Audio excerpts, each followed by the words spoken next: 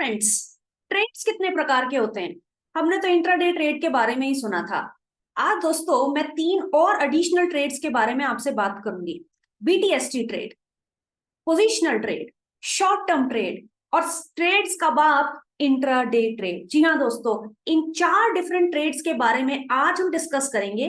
वो कौन सी सिचुएशंस होती हैं जब ये वाले ट्रेड्स आप इनिशिएट कर सकते हैं, कंप्लीट ट्रेडर बन सकते हैं। तो एंड तक जरूर बने रहिएगा, क्योंकि एक बहुत ही इंपॉर्टेंट चीज है जो मैं एडिशनली आपके साथ आज डिस्कस करने वाली। हम रियल डेटा के ऊपर, रियल स्टॉक्स के ऊपर इन चारों सिचुएशंस को समझेंगे और अपने आप को एक बेहतरीन ट्रेडर बनाएंगे, एक बेहतरीन कॉन्फिडेंस के साथ अगला ट्रेड करेंगे। तो चलिए दोस्तों, अब शुरू करते हैं। Intraday trade. आज एक पोजीशन बनाई किसी भी समय ट्रेडिंग आवर्स के दौरान और 3:20 तक आपने उसको क्लोज कर दिया। अब ये 3:20 का क्या पेच है? अगर आप क्लोज नहीं करोगे तो आपका ब्रोकर अपने आप उस पोजीशन को क्लोज कर देगा। मान लीजिए आप बुलिश हैं किसी एक स्टॉक के ऊपर और आपने कुछ स्टॉक्स खरीद लिए। अब या तो कैश मार्केट में खरीद लिए या फिर आपने फ्यूचर्स मार्केट में खरीद लिए। वो कैसे? या तो एक फ्यूचर खरीद लिया या एक कॉल ऑप्शन खरीद लिया या पुट भी राइट कर सकते हैं। तो इन सारे तरीकों में से किसी एक को अपना के आपने एक लॉन्ग ट्रेड इनिशिएट कर दिया अपने एक स्टॉक को।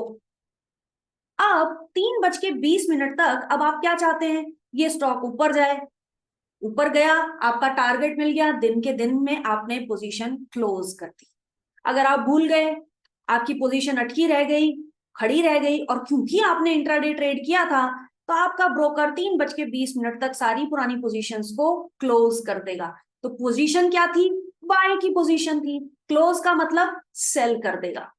इसको कहते हैं दोस्तों इंट्राडे ट्रेड।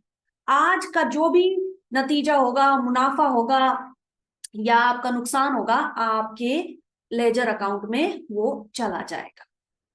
तो सेल भी कर सकते हो आप। हो सकता है आप बेयरिश हो किसी स्टॉक के ऊपर, आपको लगता है कि आपके टेक्निकल चार्ट्स बता रहे हैं कि नीचे जाएगा ये स्टॉक।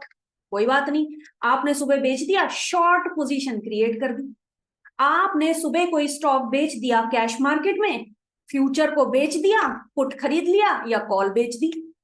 तो ये चारों में से कोई एक चीज आपने इस्तेमाल की और आपने बेयरिश मूड बना लिया एक स्टॉक पर, और 3:30 से पहले यानी 3:20 तक आपने उस पोजीशन को उस दिन के दिन क्लोज कर दिया, चाहे प्रॉफिट हुआ चाहे लॉस हुआ। तो दोस्तों ये तो है एक इंट्राडे का सिस्टम, इसमें कहते हैं इंट्राडे ट्रेड। इसके अंदर क्या चीजें हैं जो आपको ध्यान रखनी चाहिए? वो क्या क्या चीजें हैं जो देखोगे आप?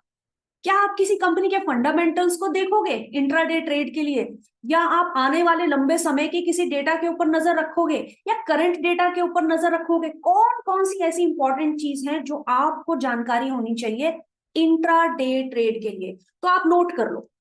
जब भी आप इंट्राडे ट्रेड करें तो सिर्फ टेक्निकल रीडिंग करने से काम नहीं चलेगा। सिर्फ टेक्निकल चार्ट्स को पढ़ने से और इंडिकेटर्स को लगाने से, सपोर्ट रेसिस्टेंस के ऊपर काम करके काम नहीं चलेगा। वो इसलिए कि दिन के दिन अगर आप ऐसा सोच रहे हैं कि ये स्टॉक ऊपर जाएगा, इसके लिए आपको सपोर्ट चाहिए बाकी भी मार्केट पार्टिसिपेंट्स का। यानी अगर आप बुलिश हैं, हो सकता है आपका चार्ट कह रहा है कि यहां से अब इसको ऊपर जाना चाहिए, लेकिन कोई बाइंग ही नहीं आ रही। बाकी मार्केट इस समय बाइंग के मूड में नहीं है। यानी डेरिवेटिव मार्केट में कॉल साइड की पोजीशंस नहीं बन रही हैं, लॉन्ग पोजीशंस नहीं बन रही हैं इस पर्टिकुलर स्टॉक में। तो आप दोस्तों कितना भी बढ़िया चार्ट होगा, अगर आपको पूरे मार्केट का सहयोग नहीं मिलेगा तो बड़ी मुश्किल हो जाएगी। यानी इससे हम क्या समझते हैं? जब हम इंट्राडे ट्रेड करें, भाई देखिए, अगर आप ट्रेडर हो, कोई सा भी ट्रेडर हो, टेक्निकल चार्ट्स तो आने ही चाहिए। इसको मैं बार बार कहूंगी, उसका कोई फायदा नहीं है। Technical analysis is a must. लेकिन टेक्निकल एनालिसिस के साथ साथ डेरिवेटिव डेटा पे भी नजर रखनी है। मैं बुलिश हूं, क्या सारा मार्केट भी बुलिश है? तो मेरा कन्विक्शन बढ़ेगा, तभी मुझे दिन के दिन में मुनाफा होने के चांसेस बढ़ जाएंगे। मैं बुलिश हूं लेकिन सारे मार्केट ने अनवाइंड कर ली, कॉल्स को अनवाइंड कर रहे हैं लोग, तो क्या होगा? मेरे पास पूरे मार्केट का सहयोग नहीं मिल रहा। तो हमने ये समझा, technical charts plus derivative data को जोड़ के, देख के, समझ के आप अपना इंट्राडे ट्रेड करें। ये एक बड़ा ही इंपॉर्टेंट लेसन है जो आपको अपने साथ रखना चाहिए। तो फ्रेंड्स, इंट्राडे में ही दूसरा केस क्या हो सकता है? आप बेयरिश हैं किसी स्टॉक में, आपके चार्ट्स में आपको लगता है कि यहां से स्टॉक अब नीचे गिरेगा। ठीक है, कोई बात नहीं। ये जो मुझे लग रहा है, जिसके लिए मेरे पास सिर्फ 6 घंटे हैं, और मान लीजिए आपने 11 बजे ट्रेड इनिशिएट किया, तो आपके पास तो 6 घंटे भी नहीं है। 1-1.5 घंटे के अंदर आपका ये ट्रेड काम में कन्वर्ट हो जाना चाहिए, अदरवाइज आपके पास पूरा समय नहीं बचा।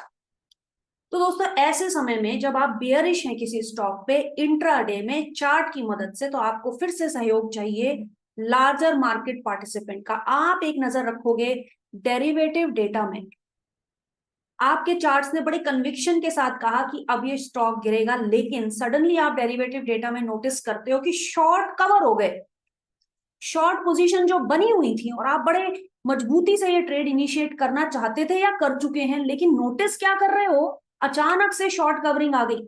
मार्केट के अंदर जितने भी शॉर्ट्स बने थे वो कवर होने शुरू हो गए। तो बड़े चांसेस हैं कि अब ये स्टॉक ऊपर जा सकता है। तो जल्दी, इससे पहले कि देर हो, आपको इसको पोजीशन में से निकल जाना चाहिए। समझ रहे हैं आप इसको? यानी best of the technical analysis भी फेल हो सकती है अगर आपके पास लार्जर मार्केट का सहयोग नहीं है। और दोस्तों, 70 से 80% ट्रेड्स एक दिन के अंदर डेरिवेटिव मार्केट में होते हैं, तो हम इसकी अहमियत को कम नहीं कर सकते। बेशक हम डेरिवेटिव में डायरेक्ट पार्टिसिपेंट हो या ना हो, मुझे कॉल पुट समझ नहीं आती, मुझे राइटिंग समझ नहीं आती, मुझे डेरिवेटिव से दूर रखना है, मुझे फ्यूचर्स एंड ऑप्शन समझ नहीं आते, मैं तो सिंपल ट्रेडर हूं, कैश मार्केट में ही काम करूंगा। कोई बात नहीं, आप एक डे ट्रेडर या इंट्रा डे ट्रेडर बन सकते हैं कैश मार्केट में पार्टिसिपेट करके भी। लेकिन डेरिवेटिव डेटा को रीड करना आपके लिए बहुत जरूरी है। आप कैश में पार्टिसिपेट करो, बाय करो, सेल करो, लॉन्ग हो जाओ, शॉर्ट हो जाओ, लेकिन देखो डेरिवेटिव मार्केट में किस तरीके के डेटा इवॉल्व हो रहे हैं। तो दोस्तों, अगर आपको लगता है कि आपको डेरिवेटिव डेटा को रीड करना सीखना है, लॉन्ग्स क्या है, शॉर्ट्स क्या है, लॉन्ग बिल्डअप क्या है, शॉर्ट कवरिंग क्या है, ठीक है, इंट्रिंसिक वैल्यू क्या है, कॉल पुट क्या होता है, राइटिंग क्या होता है, क्या मुझे कॉल खरीदना चाहिए, क्या पुट खरीदना चाहिए, या मुझे राइटर बन जाना चाहिए, या राइटर बनना हर एक के बस की बात नहीं है, सीधे सीधे बाइंग करके ही काम कर लूं, ऑप्शन बायर बन जाऊं।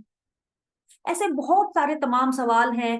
एक्सपायरी के डेट के आसपास मुझे क्या करना चाहिए, एक्सपायरी से दूर रहना चाहिए क्या, लास्ट के 1 घंटे में किस तरीके के ट्रेड हो, शुरू के 1 घंटे में किस तरीके के ट्रेड हो। तो दोस्तों, इस तरीके के यूजफुल कंटेंट जो डेरिवेटिव के इन एंड आउट हैं, उसको समझने के लिए आपको इस चैनल के साथ बना रहना होगा। आप इस चैनल को सब्सक्राइब कर लो, ताकि इस तरीके के इंपॉर्टेंट कंटेंट समय समय पर आपके पास ऑटोमेटिकली आ जाए।